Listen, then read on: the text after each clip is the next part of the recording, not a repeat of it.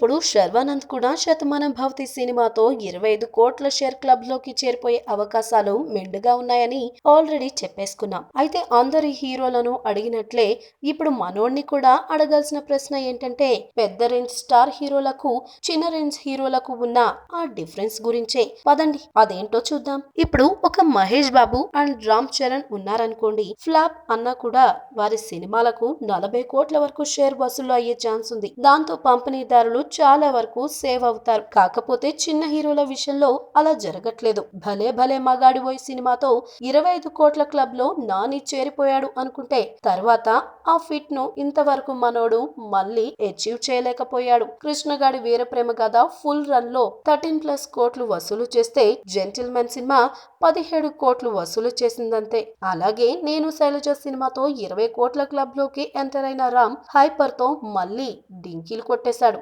ఇక 36 కోట్ల మనం తర్వాత చైతన్య మొన్ననే 22 కోట్ల ప్రేమను అందుకున్నాడు.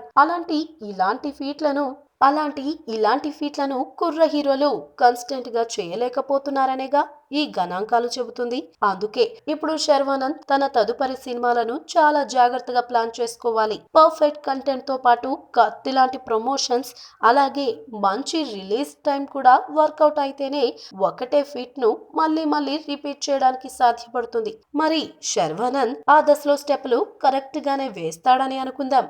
అలా చేస్తేనే ఆ పొజిషన్ లో నిలబడడం కుదురుతుంది. మీకు నచ్చినట్లయితే సబ్స్క్రైబ్ చేయండి. ఫిలిమి స్టార్స్ బోలెడంత న్యూస్ బోల్డ్గా.